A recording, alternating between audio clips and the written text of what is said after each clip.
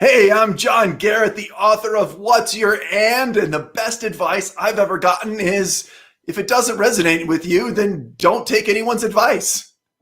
Oh, dude, that's powerful. Hey, look at that. I got a copy of the book too. What? Holy Yeah. cow. Look at you, Oh man. my gosh. Look at you. Oh my gosh. It's even autographed. Holy crap. I'm Yeah, excited. well, mine is not. So you must know somebody because I do. like Yeah. I'll sign my copy and send it back to you. Okay. Okay, actually that would Yeah. probably increase the value significantly. So thanks, Phil. Sure. Yeah, John, I'm so glad you're here, man. It's fun to talk to you again. I mean, the new book, I have to tell you, right, is genius. It's fantastic. Oh, well, And thank your you so advice, much, man. yeah, Thank and you. I say that because it's not traditional advice. I mean, so much stuff out Yeah. there. John, I've got 7 steps to being successful in corporate, right? I think I just threw up a little bit. Like, Right? because Yeah, it makes you wheezy. yeah, your 7 steps might not work for me. So, or maybe I only need 3 of them. So, it's just, yeah. And I mean, that advice is, just if you're too busy chasing everyone else's advice, then you'll never get to where you're meant to be and who you're meant to be. So, Yeah, take it or totally leave agree. it. Yeah, I totally agree. And I think it's so prescient, right? It's so easy to think about, but it's so often hard to do. And I think that's really interesting, right? Lou Holtz in your forward says, if you care about others at work and find out about their outside of work passions, create a winning team that everyone wants to be part of, and that he's excited for you. I guess that's me and you to read this book and learn how small adjustments make a world of difference. Yeah. And nothing in there says, hey, this is the most brilliant stuff you've ever heard. But I Right. would say Yeah. that is the brilliance, right? The fact that it's not the same schlock, formulaic garbage that everybody else writes, I think is really important. So, John. Well, thank you so much, man. That means a lot because I know you read a lot of books. So I really appreciate that, man. Thank you. Yeah, you bet. Yeah, absolutely, man. So let's think about that, right? Let's talk about that. Let's rewind to where you figured out your and, because you were what? You're a funny guy, and no, you're a CPA, right? You're a freaking CPA, and still we're friends. How does that happen? Talk to me. Well, I wasn't, I'm still not, I don't know. I passed the exam and, I was in that world for, about 7 years. And, and then left that to do stand-up comedy full time. And I was doing it at night for fun and, just as a hobby. And and so then, made that leap, but I don't advocate that anyone does that. It's crazy hard and it's insane. So don't do that.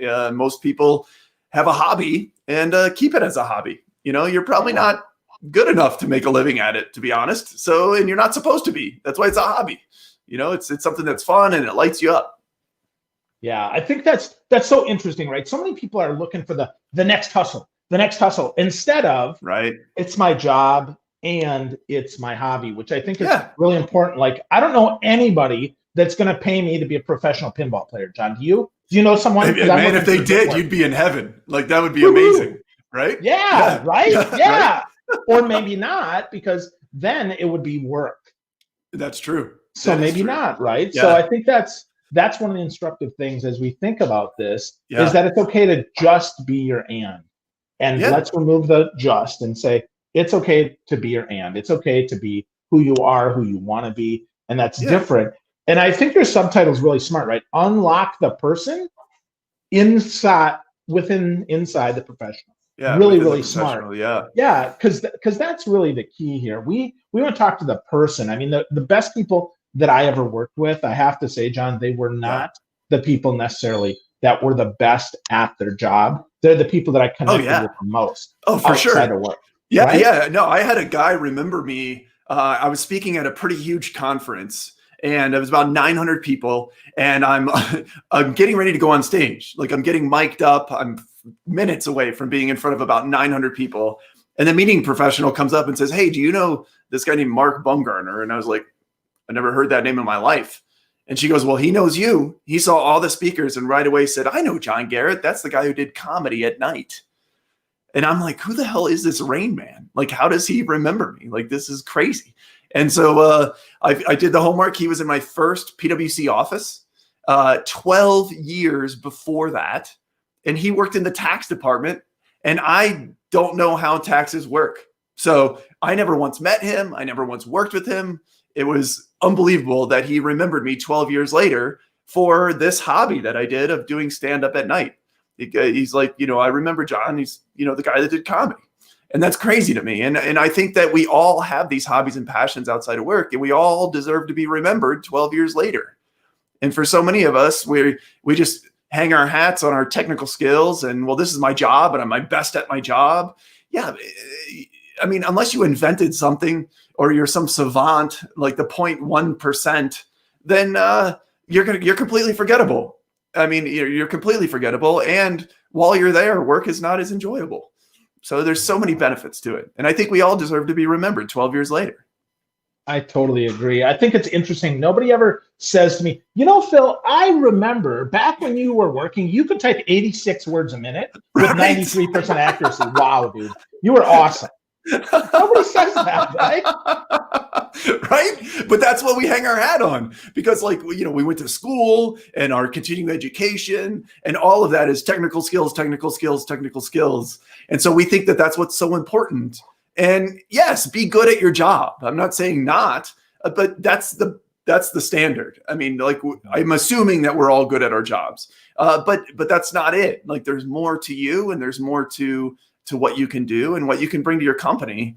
And what's been really cool is, with all the research that I've done, is to find that there's other expertise that people have from these outside of work hobbies. So even if everyone in your law firm has the same law degree, but your expertise is different because of your personality, your outside of work interests. So it's really your differentiator.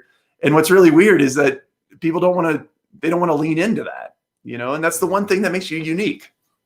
Yeah. And the one thing that I think helps you be really who you are and bring your full talent to work, because once people accept you, right, we're able to bring our full self and maybe be willing to go a little bit creatively and think about things, when we think about that, right? So Stan Phelps said something smart. He says, warmth trumps competence every day of the week and twice on Sunday. And that warmth, right, is, so John, what else do you do? What's your man? If we could ask that, I think, wouldn't it be much more powerful as we do that? And you talk specifically about how that elevates the employee experience. Because, we could talk about that for speakers and freelancers. Yeah, that's true. But let's talk about that inside an organization, where I think that's super important. So start with that and what you discovered through your research and your interviews and your great podcast. Yeah, absolutely. Well, I think we worry so much about the customer experience. And what I found, especially in the professional services world, the white collar nerds that I swim with daily, they're like me. They really forget about the employee experience. And I've talked to a lot of partners and executives that are like, if I lose a manager level person, I'm really in a jam. I mean, but if I lose a client or a customer, well, I can get another one. Not a huge deal. And so it's really taking care of your people. And then in turn, when you take care of your people, then clients will want to come, because your people are going to be happy. They're going to be more engaged, and they're going to be better at client service, better at being trusted advisors, better at all that stuff. And so it's really just looking at, love and care and have a genuine interest in all of the people that you hired, like the whole person, all of their dimensions, as opposed to traditionally professionalism tells us only care about the technical skills part. What's the work that they're doing for us? That's the only part I care about. Are you good at it? What training do you need for your technical skills? And it's like, well, care about that. But there's another, 80 or 85% of a person, that's you're ignoring. And so if you shine a light on those pieces, that bigger part of who they are and what really lights them up, then this other part will take care of itself. Yeah, I think that's so interesting and so true. I've found in the folks that I've worked with, either in corporate America or who I consult with, because when you find out their why, what really makes them tick, often that's their and, it's not their before, right? It's not, that's John loves being a CPA. No. And he is a comedian and he loves that. And that then lets him infuse all of his work with a sense of humor, a sense of comedy, a sense of Right. camaraderie, and actually build stuff. So I do think that helps our employee experience. But how do we start that, John? How do we start with an employee experience? If I'm a new manager and I've been told the whole time, oh my gosh, focus on getting as much as you can out of your team. Yeah. And you and I both know that it's important to care about the whole person. How do we start that, John? Yeah, well, I think it's really important if you show an example, if you lead by example, if you're setting the tone for your group, it makes it a lot easier. I mean, people can still amongst themselves create a little circle of sharing these outside of work interests. But if you can set the tone at the top, it makes you a little bit vulnerable. It makes you human, because it's hard to forget, or it's hard to remember rather, that when these 22-year-old kids are coming out of college, and I said kids because I'm that old. And so they come out of college and, they look up to you as you're this invincible, all-knowing being. And, no, I'm just a regular guy who likes college football and ice cream and comedy, it's just, and so you can create those connections with people over something that's outside of work. And that conversation is just a much easier thing to have. So maybe it's hanging some pictures in your office, or having some trinkets on your desk, or the wallpaper on your computer, or it's opening that door to someone to say, hey, ask them, what's your and, because it's not an or. You're not a lawyer or a painter, or you're not an accountant or a cyclist. You're not, you're an and so it's just ask them, what's your and I find too that, I guess psychologically, there's this reciprocity that has to happen. If you share your outside of work interest, then the universe out of balance, and people will have to share it back. And so it's kind of cool. So you share first, and then it also shows that it's okay to be human. That I'm a regular person that has other interests, and actually having other interests is okay. And not only is it okay, it should be mandatory. Yeah, I totally agree with that. I think it's not just mandatory, because that's forced and that's compliance. But I think that's true. Right. But by that, I mean, by going first, we give the space, we offer them that opportunity here. And one of the stories in your book, I would have never expected. You talk about Ben Westbrook. He's a director of tax operations. Yeah. And he also used to sing opera. John, that's even weirder than you, man. How does that happen? Right? How do tax awesome. Right? Is that even possible? It's so cool.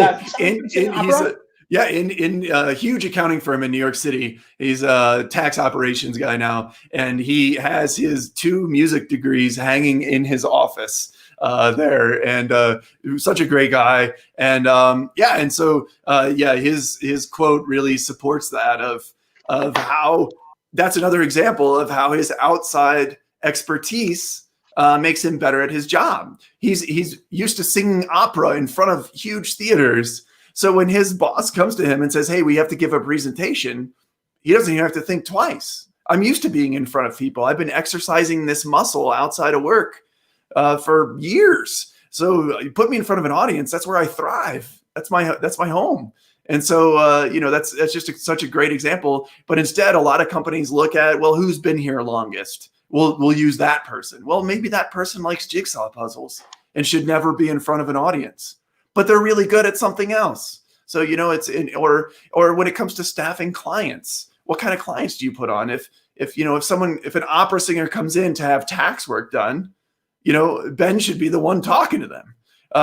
They know the same lingo, they can hang out, they both think they're both awesome. Somebody like me that has never even been to an opera, I would, yeah, sure, I could do the tax work. Can I really relate? Can I actually create that relationship, that stickiness? That's really where it's all about. Yeah, well, so a couple things there. Let's break that down. When we're thinking about sales teams and how that works, right? If they have an outside interest, first of all, if that's an in common, right? If John and I both like opera, holy crap, right? This is an opportunity here. Even if we don't perform, but go deeper, now our and is opera, which makes that stickier. B, it leads to more referrals, right? Because now, oh my gosh, this is the one firm that's got opera singers employed as tax people. And then third, it's talkable, right? You improve your word of mouth by giving people, if you will, to steal Jay Baer's word, right? It's a talk trigger. Right. Oh, that accounting firm that has an opera singer. So there's 3 quick benefits there, really simple, without even trying, by just improving your employee experience and asking the question. So what's your and, right? Yeah. And Ashley Bima is another great example of that, where she makes these amazing cakes. I mean, they should be in a magazine. They're crazy amazing. And so she creates Oreos chocolate covered Oreos with the firm logo on them, and gives them to clients when they do some work with them. And I mean, how cool is that? I mean, it's just, that's your differentiator. She loves making these baked goods and doing this creative work. Let her do that, and then let her share it and bring it to work. I mean, whatever your company does or whatever you're selling, the differentiator is rarely, the technical skills and what the work that you do. It's how do you do it? How do you relate to the client? And then how do your employees relate to each other? That's really the differentiator. And so we're so scared to share that side, because it seemingly has nothing to do with our job, but it actually has everything to do with our job. Yeah, I totally agree. I mean, that gets back to your best advice, right? If it doesn't resonate, if what you share doesn't resonate with anyone, right? I mean, it's okay, because frankly, it doesn't need to. If it resonates with one more person, like I talk about pinball, right? And you were kind enough to include a little quote from me in the book. For sure, man. That was so good. Yeah, thanks. But I think, pinball is a great metaphor for all of life. And we think about that, right? We have to share that in there. Yeah. We have to share that in there. And I'm just going to quickly share a little quote here that you attribute to me here. You said, why not just be yourself? Because honestly, we can share what makes us different. Then we can see what makes us the same. And I think it's important to be brave. And I say be brave because someone has to go first. And it's not often the first person that makes the biggest impact. It's that second person. Yeah. And I think that's where, as a leader, we go first, but we make it safe for that person to go second. And then we create some energy, right? Then we create then it's more of a habit and a practice instead of just an accident. Yeah, it becomes more normalized, I guess, where, then it actually starts to become part of the culture, where this is what we do. We talk about outside of work interests. We share them. We shine a light on them. We celebrate them. And that way, then, when you come into work, or even if you're talking to clients and if you ask them specific questions of, hey, I know you were running a marathon over the weekend, how was it? How did it go? Or, hey, I know you were going to see that new movie. Like, how was it? And that way, then it shows people that you genuinely care about them. And in turn, they're going to genuinely care about you back, because it's like, wow, you actually care about me. It's not just, hey, do you have that report? Hey, are you going to make that sale? Or, hey, are you, we'll get to that. But, I actually care about you. And then you can have that conversation. And I found that if you lead with the and conversation first, it's easier to then take that to, okay, so by the way, how's that, what's the sales status, and whatever. But if you lead with the sales status, it's super awkward to take that then to, oh yeah, and you were going to see a movie. How was it? Because then it's a throwaway. It means that you really don't care, Yeah, for sure. And I think also when we lead with that, we have to slow down and actually listen to what they have to say. I mean, point. That's really big. As a leader, sometimes we get someone to check in the box. Oh, John says I should ask their answer. What's your answer? Okay, great. And now we're talking about the sales status. No, stop. Shut up. Yeah. Pay attention. Don't think about the thing. So when you ask, what's your and, as John brilliantly mentions in the book, right? And you'll see I got lots of notes here. So we'll probably go for a couple hours. There's a lot there that we can focus on in a lot of different ways, which is where no one piece of advice is perfect for anyone, which I think is what makes this book so good, John. Yeah. Well, thank you so much, man. That really means a lot. And at the end, the module 3 has 9 different examples that I've seen in the real world of how this is played out. And I'm really reluctant to share that. And I say it in when I get into that module, because what works at your company might not work at another company, or what you read in this book might not work for you, but these are ideas for you to take and then make them your own. They have to be tailored. They have to be customized. It has to be something that you'll actually do. It's one of those things that's simple but not easy. I think just like people tell me, I know I'm supposed to go to the gym, but I don't.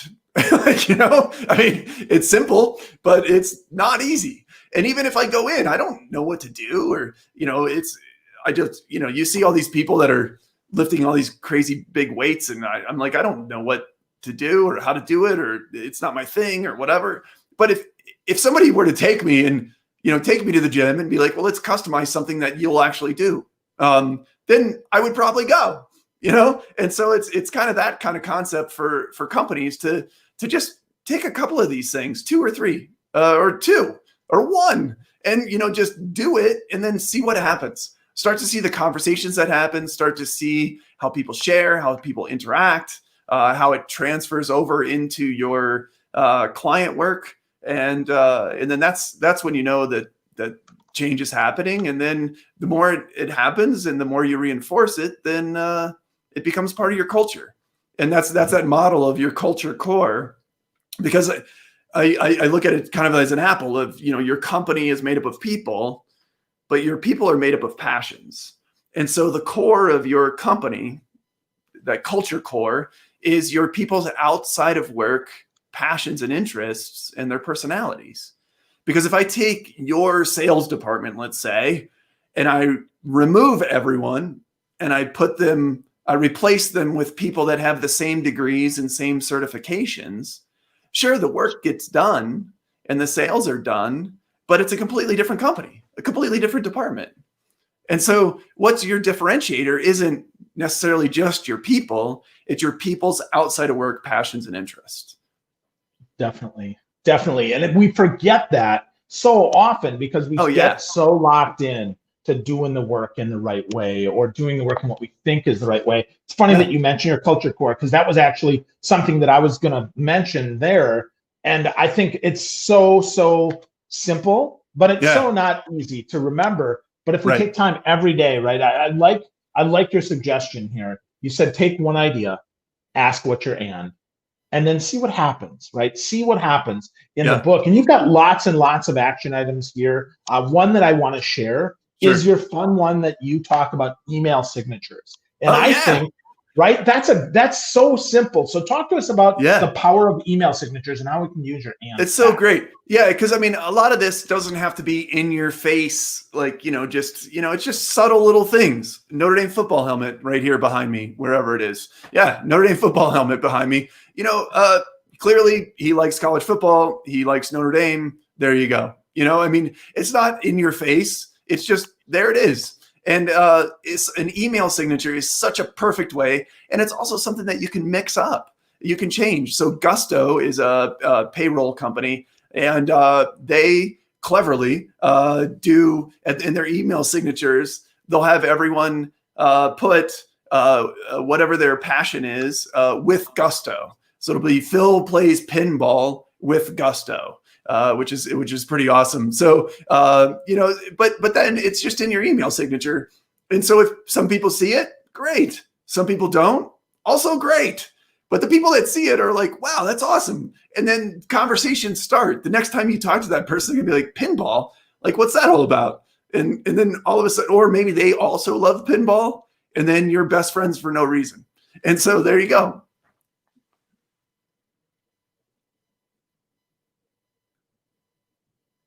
Oh, wait, for some reason, I think the audio dropped. So maybe, there we go. John, so So with that, right, I think that pinball absolutely connects us very well, right? Email signatures, kind of a subtle way to go get it. So let's, as we kind of get wrapping up here, Stan Phelps, he's a domer. I'm not sure if it's because he's bald or if he's actually, a domer. I'm not going to judge Stan on that. But, hilarious. And he says he's a Gusto customer, so that's awesome. Yeah. How do you think about this? Dan, what's up, man? How you doing? Yeah. That's awesome. As we get this moving here, give us 1 or 2 more ways, John, that we can put this into practice in our teams, please.